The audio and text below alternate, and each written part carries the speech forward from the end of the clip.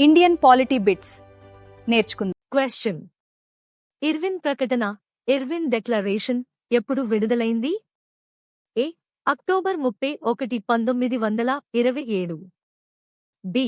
December 25, 1928. C. 31 October 1929. D. జనవరి 26, 1930. Answer: C. 31, 1929. Next question: Irwin ప్రకటనలో భారతదేశానికి ఏ హోదాను లక్ష్యంగా పేర్కొన్నారు? ఏ. గణతంత్రం. బి. డొమినియన్ హోదా. సి. సంపూర్ణ స్వాతంత్ర్యం. డి. సమాఖ్య రాజ్యం. Answer: B. డొమినియన్ హోదా. నెక్స్ట్ క్వశ్చన్: మొదటి రౌండ్ టేబుల్ సమావేశం ఎప్పుడు జరిగింది? ఏ. 1929. బి. 1930 నుంచి 31 వరకు. సి. 1931. డి. 1932. Answer: B. 1930 నుంచి 31 వరకు. నెక్స్ట్ క్వశ్చన్: మొదటి రౌండ్ టేబుల్ సమావేశం ఎక్కడ జరిగింది? A. Delhi. B. Mumbai. C. London. D. Lahore. Answer: C. London. Next question: మొదటి రౌండ్ టేబుల్ సమావేశాన్ని భారత జాతీయ కాంగ్రెస్ ఎందుకు బహిష్కరించింది? ఏ. ఆహ్వానం అందలేదు. బి. సివిల్ డిసోబిడియన్స్ ఉద్యమం కొనసాగుతున్నందున. సి. సమావేశం రద్దు చేయబడింది. డి. బ్రిటిష్ ప్రభుత్వం అనుమతించలేదు.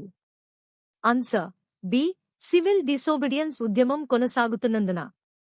నెక్స్ట్ క్వశ్చన్: గాంధీ-ఇర్విన్ ఒప్పందం ఎప్పుడు కుదిరింది? ఏ. మార్చి 1930. బి. మార్చి 1931. C. 1932 August. D. December 1931. Answer: B.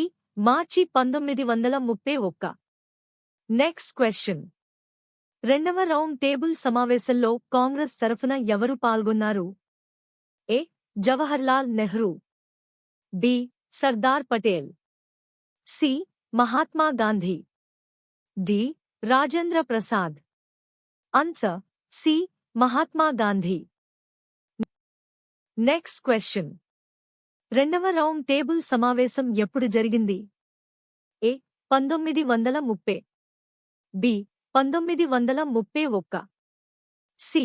1932. D. 1933. Answer: B. 1931. Next question: రెండవ రౌండ్ టేబుల్ సమావేశంలో ప్రధానంగా ఏ అంశంపై విభేదాలు వచ్చాయి? ఏ. విదేశాంగ విధానం. బి. రక్షణ శాఖ. సి. మైనారిటీల ప్రాతినిధ్యం. డి. పన్నుల విధానం. Answer: C. మైనారిటీల ప్రాతినిధ్యం. నెక్స్ట్ క్వశ్చన్: మూడవ రౌండ్ టేబుల్ సమావేశం ఎప్పుడు జరిగింది? A. 1931. B. 1932. C. 1933. D. 1934. Answer: B. 1932.